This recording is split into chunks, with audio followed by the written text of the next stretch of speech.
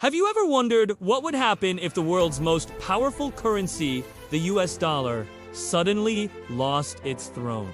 It sounds like the plot of a disaster movie, but some of the world's biggest economies are already making moves that could reshape our financial future. This isn't just about numbers on a screen. It's about a massive shift in global power. And it could affect everything from the price of your coffee to your life savings. This is the story of the monetary fault line. For decades, the US dollar has been the king of currencies. It's the world's primary reserve currency, meaning central banks everywhere hold vast amounts of it. International trade, from oil to electronics, is overwhelmingly priced in dollars. This gives the United States incredible economic and political leverage. If a country wants to trade globally, it has to play by the dollar's rules. This system, often called the petrodollar system, has created a constant global demand for dollars, keeping the US economy strong. But the ground is starting to shake. Major players like China, Russia, India, and Brazil are growing tired of this dollar-centric world. They see it as a tool of American dominance, allowing the US to impose sanctions and control the financial system. So, they're building an alternative. The BRICS nations are actively working on ways to trade with each other using their own currencies, bypassing the dollar entirely. Think about it. China is the world's factory. Russia is an energy superpower, and India is a rising tech giant. When these countries start trading massive amounts of goods and resources without touching the US dollar, it chips away at its dominance. We're already seeing this happen. Russia and China are conducting almost all their trade in rubles and yuan. India is settling oil deals with the UAE in rupees, not dollars. Each of these deals is like a small tremor along the monetary fault line. So, what does this de-dollarization trend mean for you? In the short term, maybe not much, but long term, the implications are huge. If demand for the dollar drops, its value could fall. This would mean higher prices for imported goods in the US, everything from your smartphone to the car you drive. Inflation could become a more persistent problem. For the rest of the world, it could mean more financial stability and less exposure to the ups and downs of American economic policy. We could be heading towards a multipolar currency world where the dollar, the euro, and the yuan all share the stage. This transition won't happen overnight, and it will likely be a bumpy ride. There will be economic challenges and geopolitical tensions. But one thing is clear, the global financial system is at a turning point. The tectonic plates of money are shifting, and the world we wake up to in 10 or 20 years might look very different from the one we know today. What are your thoughts on this? Is the dollar's reign really coming to an end? Or is this just a temporary challenge? Let me know in the comments below. Thanks for watching! And if you found this insightful, don't forget to like and subscribe for more deep dives into the forces shaping our world. Have you ever felt like the financial world is teetering on the edge of a cliff? You're not alone. It's like we're all standing on a massive fault line, a crack in the very foundation of our monetary system. And folks, the tremors are getting stronger. This isn't about spreading fear. It's about understanding the ground beneath our feet. For decades, the system seemed stable. You work hard, you save, you invest, and your money grows. But something has shifted. The rules of the game have changed. And if we don't pay attention, we could be caught in the quake. So, what is this monetary fault? Think of it as the growing gap between the paper money in our hands and the real, tangible value it's supposed to represent. Since the gold standard was abandoned, governments and central banks have had the power to print money seemingly without limits. This was meant to give them flexibility to manage the economy, to smooth out the bumps.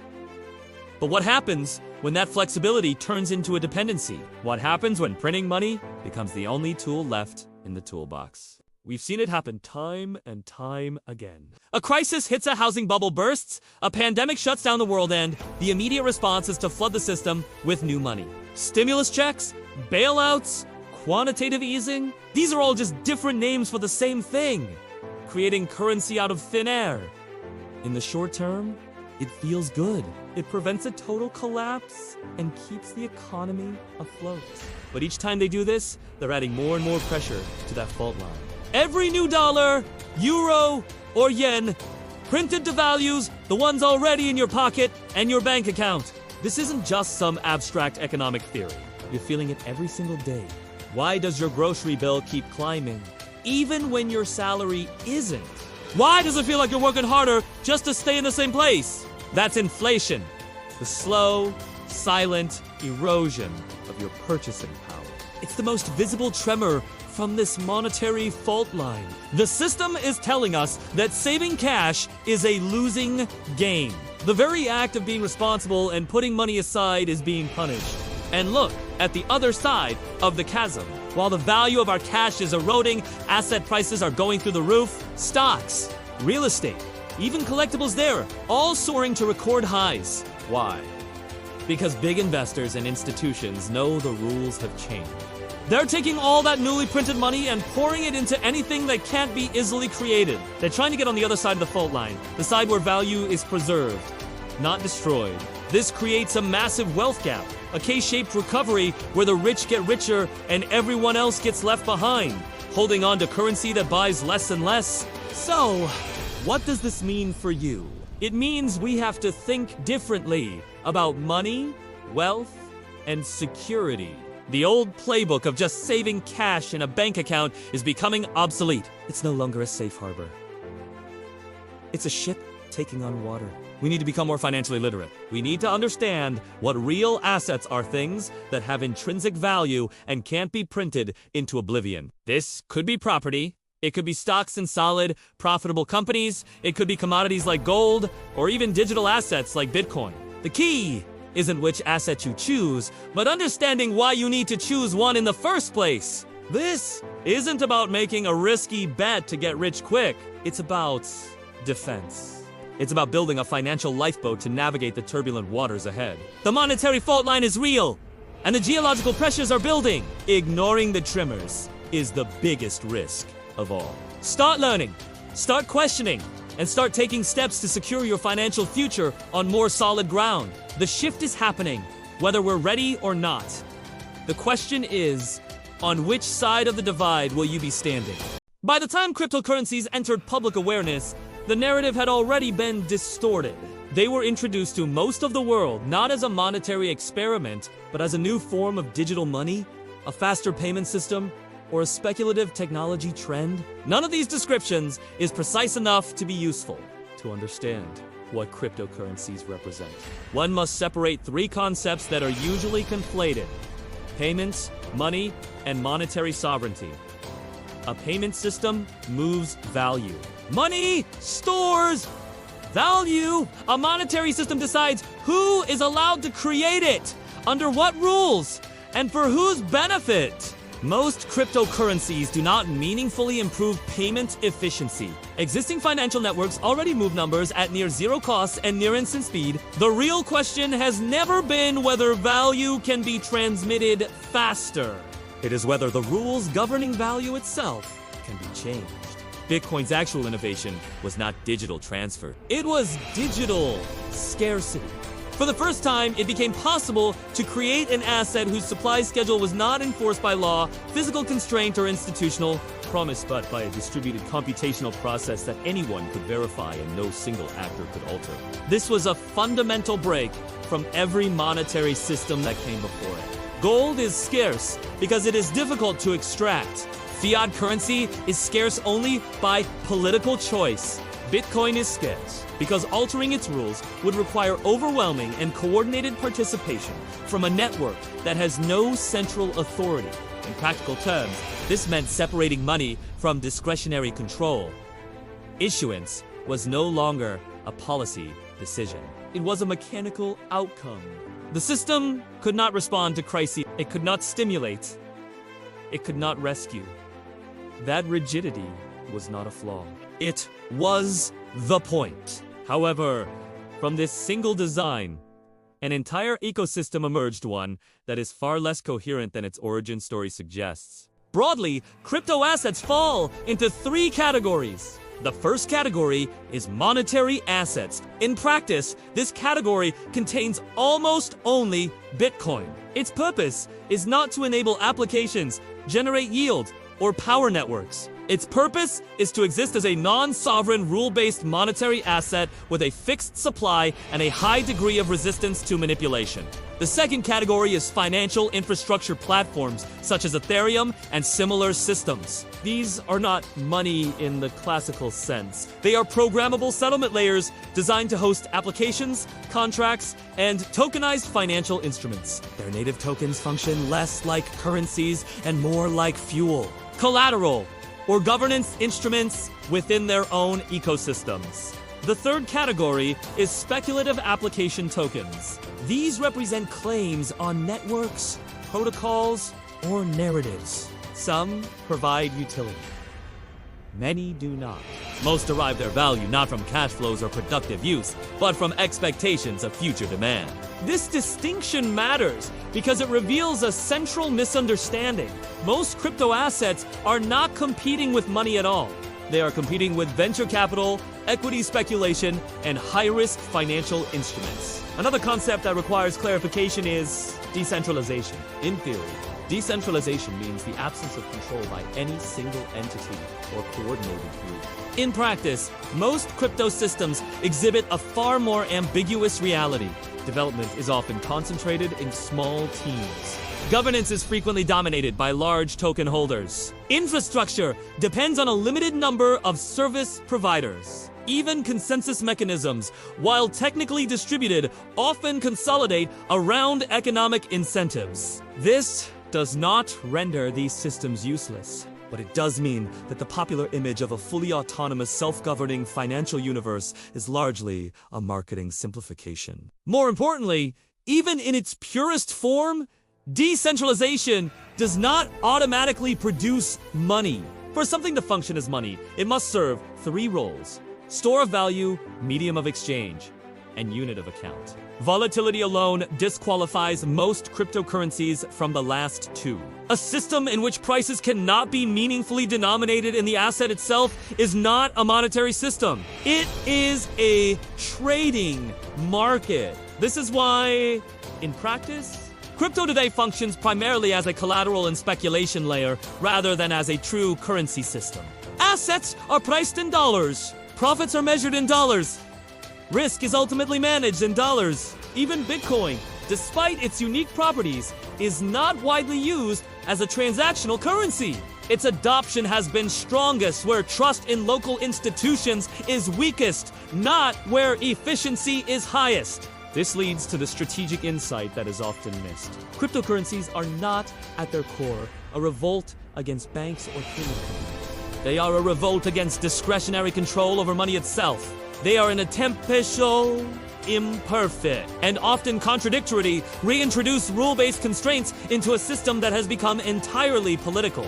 At the same time, they are unavoidably shaped by the environment they exist within. They trade in a world saturated with liquidity. They attract capital seeking asymmetric returns. They inherit the speculative reflexes of the financial system they claim to challenge. This creates a structural tension. On one side, crypto represents a philosophical rejection of institutional trust.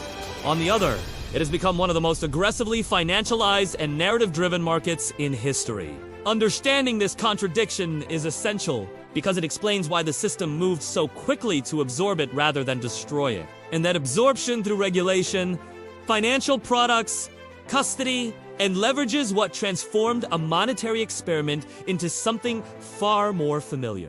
Financial systems rarely confront existential challenges directly. When a disruptive structure appears, the first instinct of the existing order is not to destroy it, but to absorb it. The history of capitalism is not a history of resistance to change. It is a history of neutralization through integration. Cryptocurrencies, despite their rhetoric of separation, proved no exception. What began as a tool for self-sovereign ownership and direct settlement gradually migrated into the architecture of the very institutions it was designed to bypass. The transition did not happen through ideological debate. It happened through products. First came custodians, then funds, then futures, then options, then structured products. Finally, exchange-traded funds that allowed exposure without ownership. Each step made crypto more accessible to institutional capital land, less connected to its original purpose. This shift carried a subtle but profound consequence. The core promise of crypto was not price appreciation. It was the removal of counterparty risk. Yet the dominant form of ownership became a claim on someone else's balance sheet. The system had not been replaced. It had been recreated.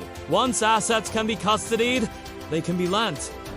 Once they can be lent, they can be once they can be leveraged, they can be rehyped. And once that happens, the familiar structure returns. Layers of claims stacked on top of the same underlying collateral, with no transparent way to know how many times the same asset has been promised to different parties. In other words, the banking system was being rebuilt in new rails, but with the same old incentives. The failures that periodically swept through the crypto industry were not anomalies. They were structural echoes. Exchanges collapsed for the same reason banks collapse. Funds failed for the same reason hedge funds fail. The presence of a blockchain did not eliminate human behavior.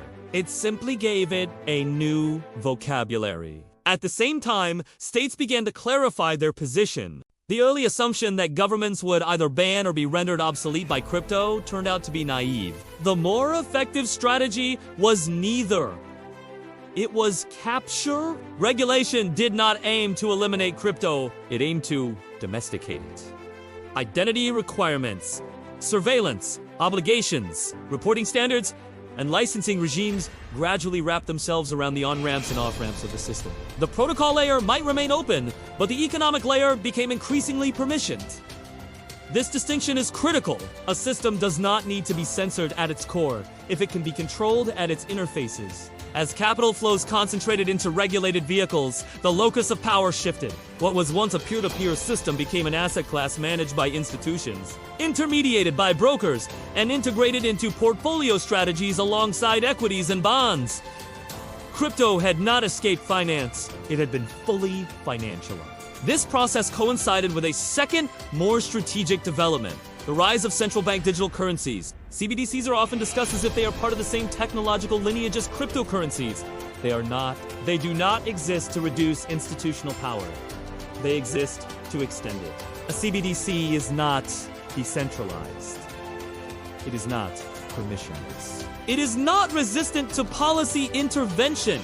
It is programmable, sovereign money. Its purpose is not to compete with Bitcoin. Its purpose is to replace cash. This distinction matters because cash is the last widely used financial instrument that allows settlement without surveillance, without permission, and without a continuous data trail. Eliminating it closes an escape valve. In a fully digital sovereign currency system, every transaction can be observed. Many can be restricted. Some can be reversed. Money becomes not just a medium of exchange, but a tool of policy enforcement. From the state's perspective, this is not an abuse. It is an optimization. The strategic conflict is therefore not between fiat and crypto as assets. It is between open systems and managed systems. Between rule-based money that cannot respond to political needs and adaptive money that exists precisely to serve them. What makes this conflict unstable is that both sides are being forced into the same financial architecture. On one side, open crypto systems are being wrapped in layers of custody, leverage, and regulation that reintroduce the very vulnerabilities they were designed to avoid. On the other, sovereign systems are borrowing the language and some of the infrastructure of crypto while preserving full discretionary control. The result is convergence, not replacement. This has two implications. First, the window for genuine monetary separation is narrower than it appears. Owning a crypto asset through an intermediary is not meaningfully different in systemic terms from owning any other financial claim. The difference only exists at the margins where self-custody, direct settlement, and rule-based issuance are preserved. Second, the system has learned how to metabolize its own critique. Crypto began as a challenge to institutional trust. It is becoming another arena in which that trust is required. This does not mean the experiment has failed. It means its battlefield has changed. The question is no longer whether crypto can exist outside the system. It is whether any part of the system is still willing to tolerate something it cannot fully control. And that brings the analysis to its most practical dimension. In a world where money itself is becoming fragmented, politicized, and programmable, the real consequences will not be distributed evenly. They will produce clear winners, clear losers, and a fundamentally different financial class structure.